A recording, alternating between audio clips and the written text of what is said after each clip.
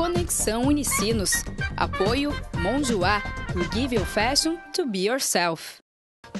Olá, hoje é quinta-feira, 31 de outubro. E você acompanha a Conexão Unicinos pela TV e pela FM 103.3. Inovação na educação. Esse é o tema do TEDx Unicinos, que realiza nesta quinta-feira a terceira edição do evento. E por isso, no programa de hoje, vamos falar sobre os desafios e perspectivas para esse setor. No quadro Toque Conexão, Camila Keu fala sobre o Halloween e os personagens que marcaram época no cinema e na literatura. E você confere ainda os detalhes da previsão do tempo para a sexta-feira. Eu sou Rodrigo de Oliveira, da Unicinos FM. Eu sou Gabriela Clemente, da TV Unicinos. Conexão Unicinos está começando agora. Fique com a gente.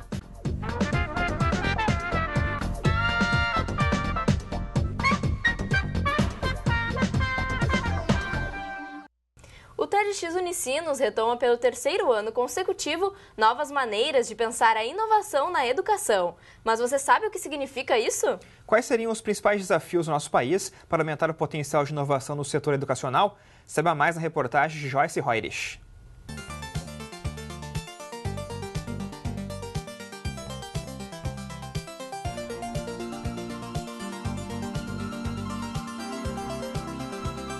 Inovação na educação é muito mais do que somente inserir uma novidade, como no caso as tecnologias digitais. É difícil que a gente consiga responder essa pergunta, o que é inovar em educação? Eu gostaria de respondê-la propondo uma outra pergunta: como se produz inovação na educação? Para mim, inovação na educação, né, ela precisa ser considerada sob diversos pontos de vista ou aspectos. Inovação na educação e mais especificamente dentro do contexto da sala de aula é a gente potencializar aquele espaço, né, e estar sempre repensando a nossa prática pedagógica.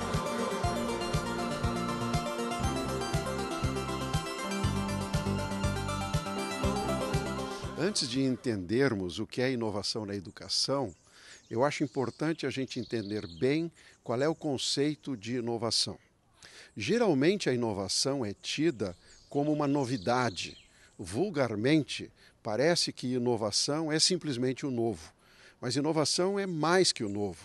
A inovação, na sua definição mais correta, inovação é o novo que agrega valor, que gera resultado. Quando a gente vai fazer uma inovação, a gente tem que se preocupar não só com o processo da inovação, mas com o resultado da inovação. Isto é, não ficar exclusivamente pensando em fazer o novo pelo novo. Inovar, mais especificamente, eu acho que ela envolve sempre uma leitura do tempo em que se vive, né? Então, a escola hoje, para pensar em inovação, ela tem que pensar onde que ela está inserida hoje, o tempo hoje. Quem é essa criança, esse jovem que está entrando na escola, ou esse adulto? Basta a gente olhar para a geração atual. Para eles não tem mais sentido separar o que é o mundo presencial físico do digital virtual. A questão da tecnologia, ela sempre desponta como sendo uma evidência, né, de inovação. Então, muitas escolas, para de repente aparecer como inovadora, se aparatam, né, se compram diversos aparelhos tecnológicos para dizer estamos, né, na crista da onda. Acho que a gente tem que também saber o limite, porque às vezes é hora sim de fechar o laptop, de parar com o tablet, de se desconectar um pouco e prestar atenção. Né? Eu acho que também a gente tem que sempre pensar nesses limites, né? Bom, a interatividade, etc., mas a gente tem que saber diferenciar a informação de conhecimento, né? E o conhecimento ele se constrói, ele não é adquirido num tablet. As escolas adquiriram computadores, adquiriram data shows, né? Adquiriram depois as telas, que é chamado de quadros interativos, né? Isso não provocou muita transformação naquilo que se faz dentro da escola. Então, a mesma aula sendo dada com uma nova tecnologia. Quando usada com um propósito, a tecnologia pode ser, sim, uma grande aliada para alavancar boas ideias. Um exemplo disso é o projeto Anatomia no Metaverso Second Life. Por 2 anos, o grupo de pesquisa em educação digital da Unicinos proporcionou a alunos uma experiência inovadora. O objetivo era identificar como os alunos compreendiam os conceitos principais de anatomia, interagindo por meio de um avatar em um ambiente 3D. É uma outra perspectiva de aprendizado, tá? Por quê? Porque eles estão imersos no ambiente, eles estão vivenciando uma experiência que de outra forma eles não teriam como vivenciar. Imagina, por exemplo, esse é o sistema renal. A forma como ele foi modelado teve um nível de imersão maior O avatar entrava na artéria e ele era mais um componente do sangue. Então lá ele via os glóbulos vermelhos, os glóbulos brancos, as propriedades do sangue, e de tempos em tempos tinha um mapa que ajudava ele a entender em que parte do sistema renal ele se encontrava naquele momento. E tinha vários desafios e pistas.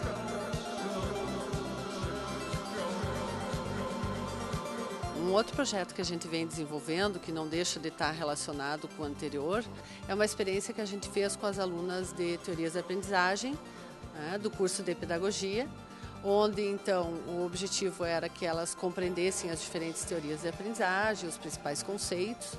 Então eles aprenderam a criar o QR Code, e foram colocando essas informações em código. A cada código é associado uma informação, uma imagem, um vídeo.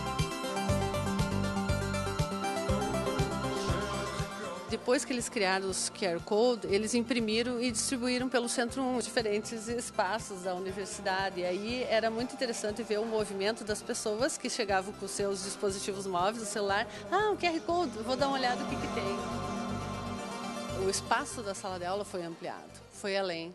Eu penso que hoje um dos grandes desafios que a gente enfrenta no Brasil é olhar para as práticas que nós já desenvolvemos na educação e pensar em como fomentar práticas inovadoras nesse contexto. Eu acho que os desafios são de ordem da gestão, de ordem da formação dos professores e da ordem da aquisição de infraestrutura. Eu acho que é estreitar esse diálogo entre educação e tecnologia também, Eu acho que ainda são dois polos que se conversam muito pouco. Eu acho que para pensar numa transformação, envolve pensar também na valorização do professor, do profissional docente. Se o professor tem uma formação que permite ele inovar, a gestão tem que estar alinhada. Ou seja, ela tem que propiciar as condições para que essa inovação aconteça.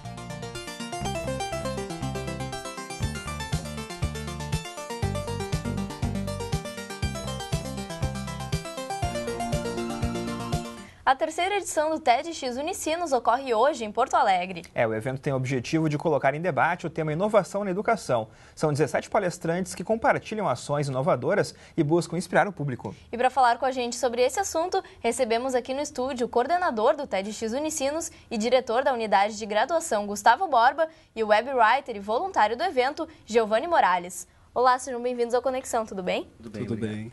Gustavo, para a gente começar então, a gente sabe que o tema do TEDx é inovação na educação novamente, Qual a importância para a universidade debater esse tema? Bom, para a gente aqui na Unicinos é super relevante porque a universidade tem como principal objetivo gerar pesquisa, gerar inovação e trabalha, obviamente, com a questão da educação em diferentes contextos aqui.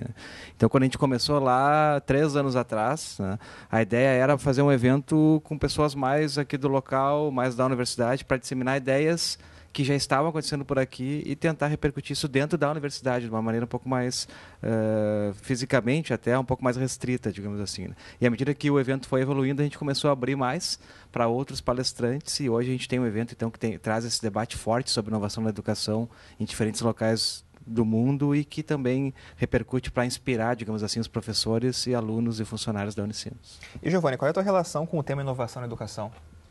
Bom, eu venho de um curso que já é inovador, que vem da comunicação digital, e eu recebi o convite para poder participar do evento e eu achei fantástico poder estar próximo de pessoas que são envolvidas diretamente com inovação e estar junto lá do evento foi fantástico, assim, próximo deles e conhecer novas espécies de inovações para educar mais. E, Gustavo, na primeira edição do evento, a gente teve um público de 100 pessoas, E esse ano vai ser bem maior. Como é que você vê como é que está a expectativa, como é que você vê o interesse das pessoas crescendo por esse assunto?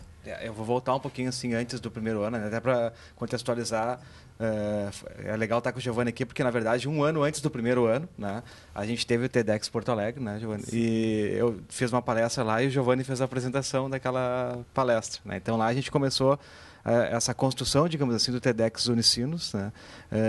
E a gente começou, como você falaste, com 100 pessoas, porque no primeiro ano a licença ela é só para 100 pessoas, né? Então, primeiro tem que fazer um evento para 100 pessoas, aí tem que participar do evento internacional, tem uma série de elementos que a gente tem que cumprir para poder ter uma licença para um evento grande como a gente tem hoje, né? Então, hoje a gente está contando aí com praticamente 1.000 pessoas, né? O ano passado foi em torno de 800 pessoas, então acho que o evento agora alcançou a maturidade, um tamanho que deve ser o tamanho que ele vai ter daqui para frente. Mas era sempre 100 pessoas ali no local, mas também na internet, né? O pessoal poder conferir, né? Isso. Até hoje a gente está com o streaming, né, valendo para todo mundo, quem quiser acessar está com o link aberto, né? E a gente, na internet, quando faz o relatório final do evento, acaba percebendo que pessoas em vários lugares do mundo acabam acessando, né, as palestras online ali, e depois no futuro ainda podem acessar os vídeos que vão para o ar. Né? Isso é bacana. E Giovanni, bom, mesmo ajudando na organização do evento, não deixa de ser um espectador também, né, do TEDx Unicinos. Sim. Você procura estar sempre por dentro dos assuntos abordados também, né, para poder conferi-los ali no... Sim, eu acompanho sempre tanto o TEDx Unicinos como os outros TEDx que acontecem no mundo, para poder estar sempre atualizado, né, nesse conceito não só da na inovação da educação, como a inovação em vários outros processos, como tecnologia e em outras partes do mundo, como acontece. E participar do evento em si, assim, traz muito dessa questão que tu se sente parte do TED, sabe? Isso é muito, muito legal, porque tu acaba fazendo parte, vendo as apresentações, inclusive uma muito importante para mim foi a do Gustavo Reis ano passado, que foi fantástica, inclusive ele é apresentador desse ano, e eu achei isso muito demais. Que ele usa matemática para atrair os alunos, né? Colocam vídeos no YouTube. Coloca vídeos no YouTube, eu achei fantástica a apresentação dele lá, tipo, todo mundo saiu maravilhado depois da apresentação dele no ano passado. E tá lá no back-end, lá, tá lá atrás do palco, lá, vendo e estando próximo dos palestrantes também, tipo, tu acaba absorvendo muito essa informação e acaba absorvendo muito do que as pessoas são, assim, do muito além do que é aquela palestra que tu enxerga lá na frente, assim. Eu acho isso fantástico, assim, experiência única. Gustavo, a gente pode ver que tem muitos exemplos, como esse do Gustavo Reis, que o Giovanni lembrou, que usam a tecnologia como aliado, né, nessa inovação. Mas o TED também abre espaço para as pessoas que não usam a tecnologia, né? Qual a importância disso? Eu acho que a gente tem que perceber hoje que o processo de inovação, ele tem um viés tecnológico, uma inovação tecnológica, mas pode também ter outras frentes, né? O ano passado a gente teve exemplos disso, esse ano a gente tem de novo. O ano passado, por exemplo, o modelo das meninas ali do Anchieta, do Ideia em Movimento, não envolve nenhuma tecnologia, né? A perspectiva delas é ir para uma escola pública, construir conhecimento coletivamente com crianças da mesma idade, enfim, e esse projeto que começou ano passado está rodando agora, já está fechando o primeiro ano de projeto, né? Então, a gente percebe que muitas vezes não ter a tecnologia até facilita alguns processos de aproximação e de construção coletiva. Bom, desde semana passada a gente está aqui no Conexão fazendo uma série, contou com 9 depoimentos dos palestrantes dessa edição do TEDx Unicinos. A gente vai ver agora, então, o trechinho, né, da fala do João Roberto Ripper sobre o tema inovação na educação. Confira aí. Então, o Imagens do Povo é uma agência escola de fotografia. Ele surgiu há 10 anos e essa ideia veio quando eu fui chamado para fazer uma documentação fotográfica sobre favelas do Rio, com um olhar diferenciado da maneira como as favelas eram mostradas. Então, eu sugeri o Observatório de Favelas, que é a ONG que abraça, de onde o projeto, a quem o projeto pertence, que mais importante do que eu continuar a documentar, a gente criar uma agência escola com um estudo profundo de fotografia, e assim começou a ser feito. Bom, Gustavo, a gente viu aí a ideia do João Ripper, né? Como é que a gente pode dar incentivo a outras ideias além de um evento como o TED? O TED, ele funciona, na verdade, como um momento de inspiração e disseminação de ideias, né? Esse é o ponto-chave. Então, a gente vai trabalhar aí com, 1.000 pessoas que estão recebendo estímulos como esse do Ripper, né? E que a partir do evento podem se engajar em projetos de pessoas que estão ali apresentando ou desenvolver os seus próprios projetos, né? Então, a nossa ideia é sempre que o evento seja um ponto no ano que inspira as pessoas para realizar várias coisas e, eventualmente, vai chegar um momento onde a gente vai poder compartilhar todos esses projetos coletivamente, né? Então, acho que o ano passado teve esse caráter, né? Esse ano a gente não conseguiu implementar ainda algo que eu acho que é interessante, que é uma rede virtual assim, de construção coletiva de projeto, enfim, mas quem sabe ali na frente a gente consegue criar uma plataforma para engajar mais as pessoas. A gente pede que vocês continuem com a gente aqui no estúdio, porque o Conexão agora faz um rápido intervalo, mas a seguir tem mais bate-papo aqui no estúdio sobre inovação na educação e TEDx Unicinos. É um instante só, a gente já volta.